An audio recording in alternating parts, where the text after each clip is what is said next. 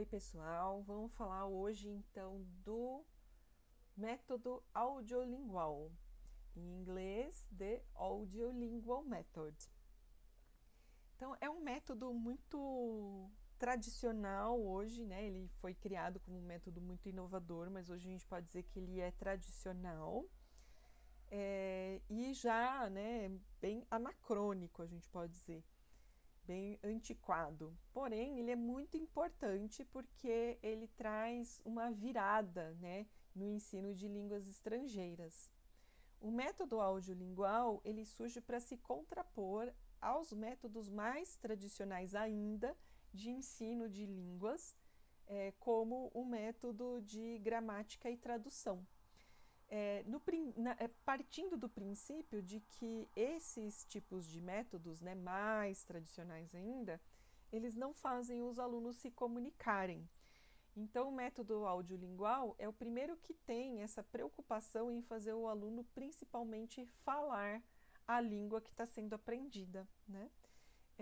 Ele é consequência, né, principalmente de duas teorias. Uma da psicologia, que interfere na pedagogia, e uma da linguística. Quais são elas? Né? É o behaviorismo, na forma como é utilizado pelo Skinner, né? Como é estudado pelo Skinner.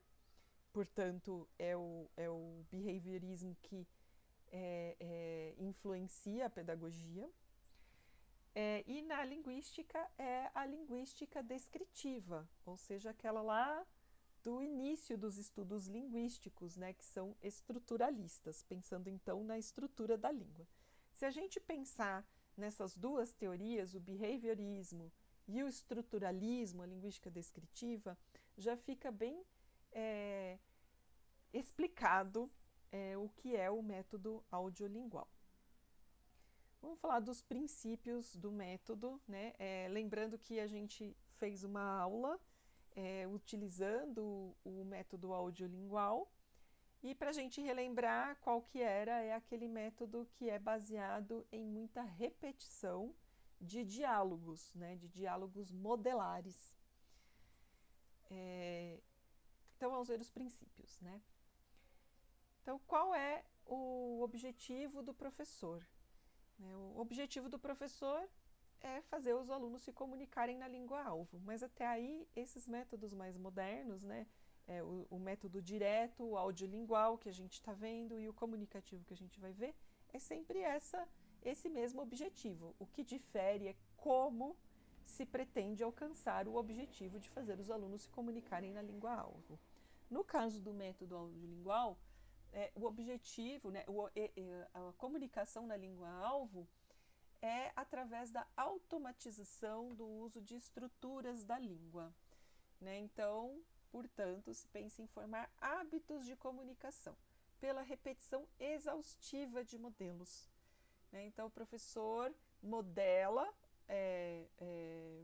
um diálogo, por exemplo, ou uma estrutura, e os alunos vão repetindo essa estrutura com algumas mudanças, mas sempre repetindo a estrutura, e se parte do princípio de que nessa repetição exaustiva os alunos vão acabar aprendendo a utilizar por hábito mesmo.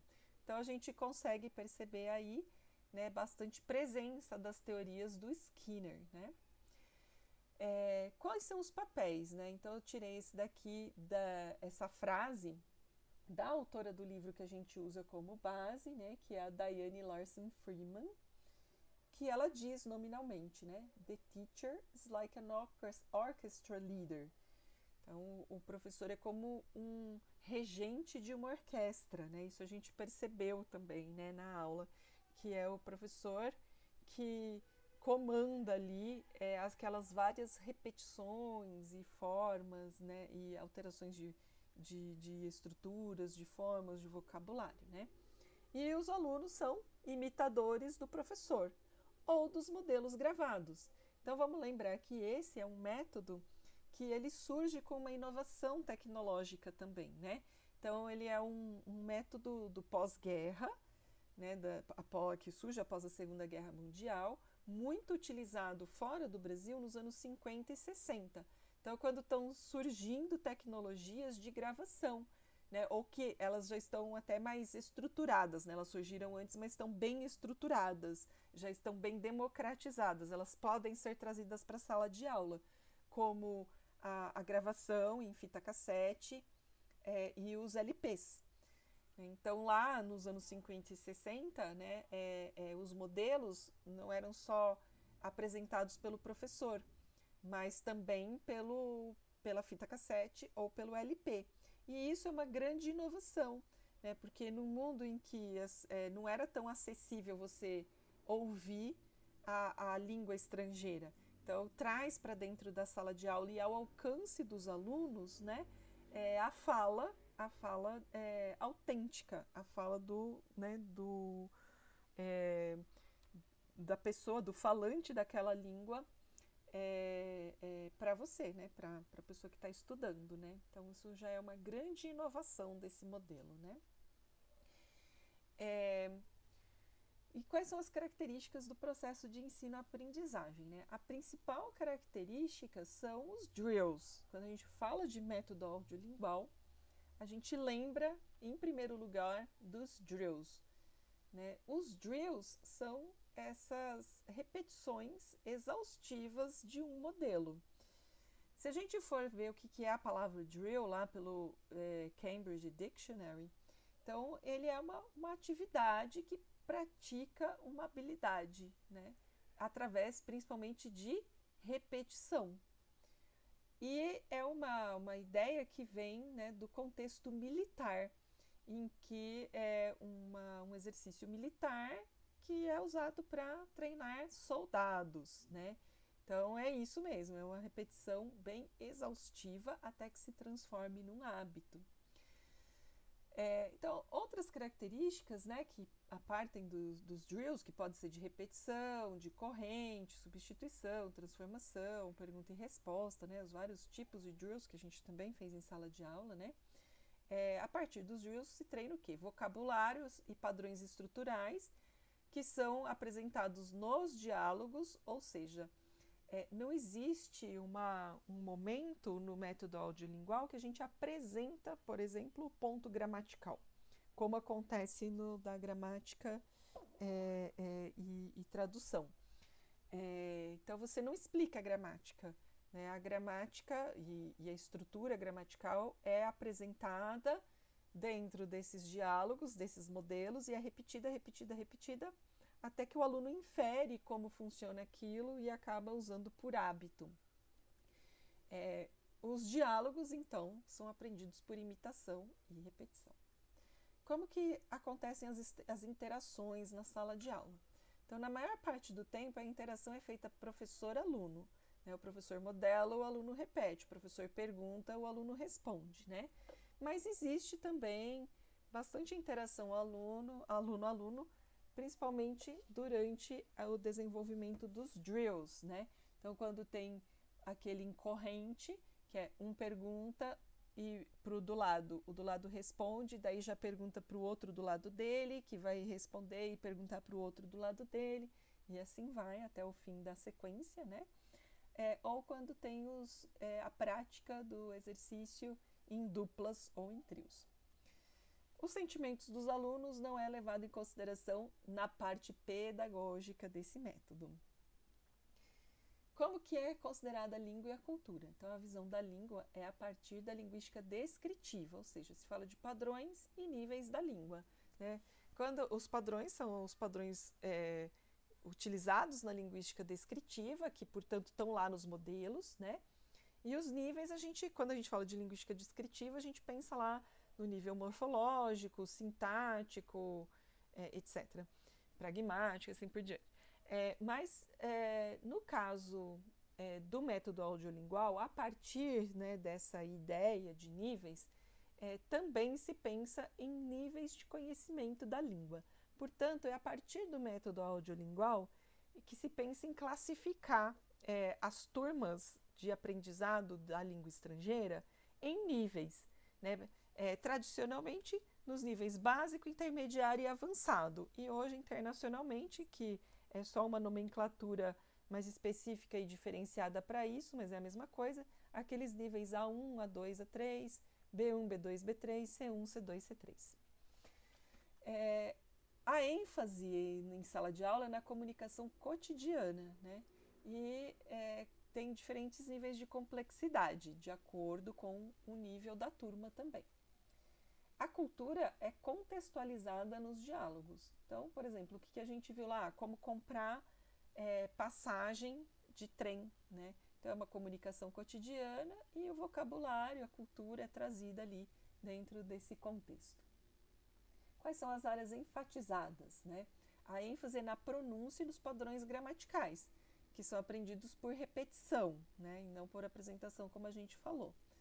Então, a pronúncia tem que ser bem precisa, a gramática também tem que ser usada com bastante precisão.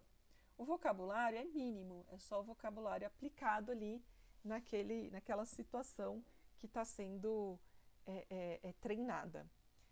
Existe uma sequência ideal no método audiolingual. Então, primeiro vem o listening, ou seja, primeiro é apresentado o modelo, seja pelo professor, seja pelo suporte tecnológico, né, da época, né, ou se fosse hoje em dia, tem outros suportes, né, mais para frente, além daqueles que eu falei, né, o cassete, LP, veio CD, e atualmente, se alguém for usar o método audiolingual, pode usar uma plataforma, por exemplo, né? O que a gente vê influência, por exemplo, nesses métodos como Babel ou o Duolingo, né? Que também usam bastante drills, bastante repetição de modelos, né? Depois do listening, né, que é o modelo, vem o speaking. Então, vai falar repetindo e alterando alguma parte daquele modelo para ir treinando o vocabulário e a estrutura com algumas variações. Depois vem o reading, que é sempre bem pequenininho, sempre um parágrafo, 2 parágrafos, bem pouquinha coisa. E o writing, né, que é a escrita, que também é sempre bem pontual, bem curtinho. Ou seja, o que é enfatizado mesmo é a fala e principalmente os padrões, né? Em especial a estrutura da língua. Qual que é o papel da língua materna, né, dos alunos? Ela não deve ser utilizada na sala de aula. Então, até as orientações do professor, tudo assim como no método direto, o método audiolingual preconiza que você só deve utilizar a língua alvo na sala de aula. Como é a avaliação? Lembrando que a autora, né, do livro que a gente usa de base, ela não observou nenhum momento avaliativo. Então, ela fez algumas inferências, mas que também a gente pode pensar aqui como formas de avaliação nesse método. Durante o processo, de acordo com a produção oral dos alunos, principalmente corrigindo a precisão das formas gramaticais e da pronúncia, né? Então, o professor pode interferir corrigindo a pronúncia, pedindo para o aluno repetir. E também, né, através dos minimal pairs, né? O que são os minimal pairs? Como é importante a pronúncia, né?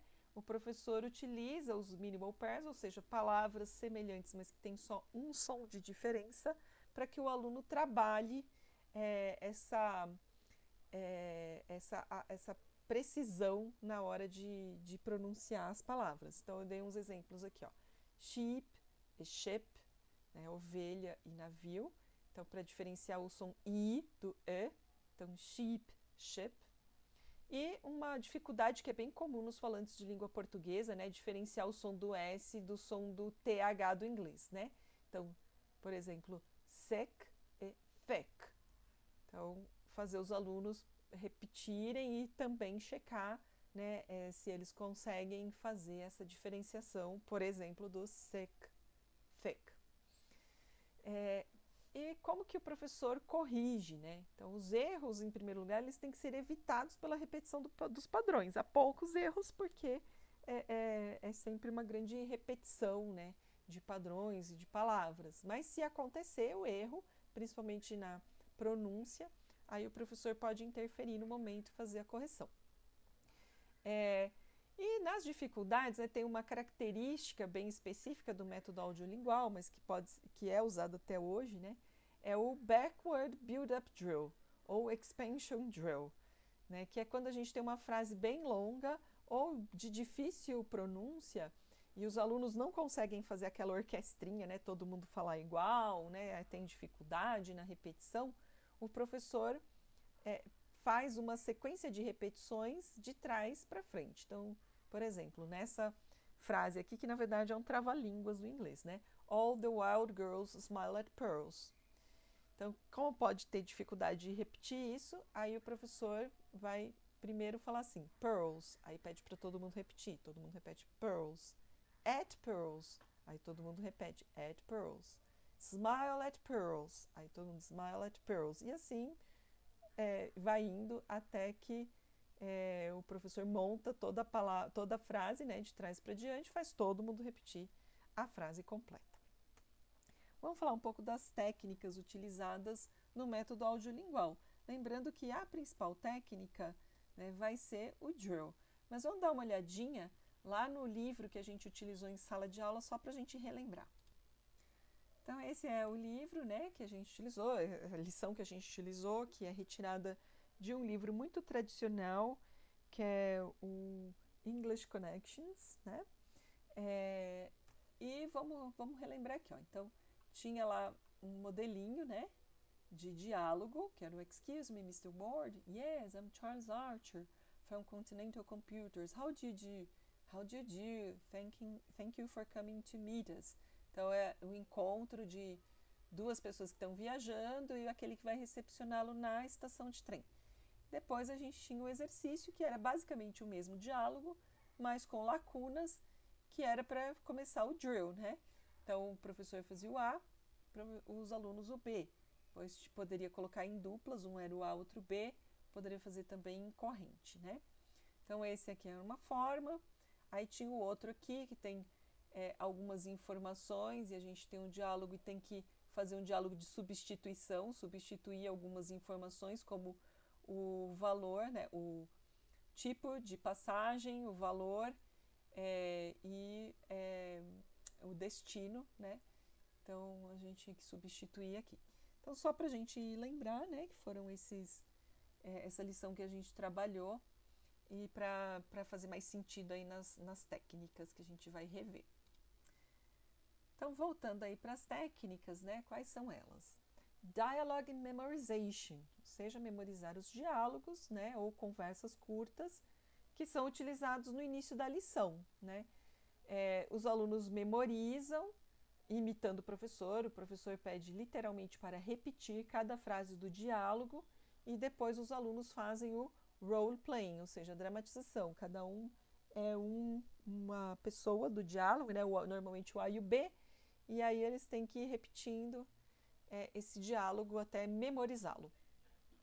O backward build-up ou expansion drill, que é aquele que a gente viu, né? Quando a linha é longa ou de pronúncia difícil, o professor vai repetindo, fazendo as repetições com os alunos de trás para frente. Repetition drill. Então, literalmente, os alunos repetem o modelo do professor ou, né, como a gente falou, do áudio gravado. Chain drill, que é aquele que vem em forma de corrente, aquele lá que a gente falou. Pergunta para o colega do lado responde, pergunta para o seguinte, que responde, pergunta para o seguinte, e assim por diante até fechar o círculo. Single slot substitution drill. Então, o professor fala uma frase, né, e depois da frase ele dá uma dica cue, né, e os alunos repetem a frase substituindo essa cue, né. Então, o professor fala assim, por exemplo, né, uma frase, I'm going to Paris. Aí ele fala, os alunos repetem, aí ele fala Paris. Os alunos vão repetir a frase toda, I'm going to Paris. Aí o professor fala Washington. Aí os alunos sabem que tem que tirar Paris e colocar Washington. I'm going to Washington. London. Aí I'm going to London. E por aí vai. Então é o single slot substitution drill. Multiple slot é a mesma coisa, só que em vez de ter só um cue, né, uma cue, tem mais de uma. Transformation drill, então o professor fala uma frase e os alunos têm que repeti-la e depois transformar em negativa ou interrogativa, né? Vai transformando a mesma frase de várias formas. Dá para fazer com discurso direto e indireto também, por exemplo, né? Question and answer drill, o professor faz uma pergunta e os alunos respondem a pergunta. Depois o professor pode ir mudando as perguntas, os alunos podem fazer as perguntas uns para os outros também. Minimal pairs, que a gente já viu, né?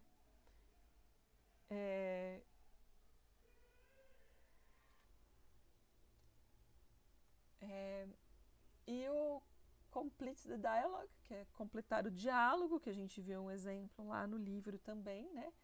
Tem o diálogo já aprendido, tem umas palavras ou frases apagadas, os alunos têm que completar o diálogo com o que for aplicável ou correto.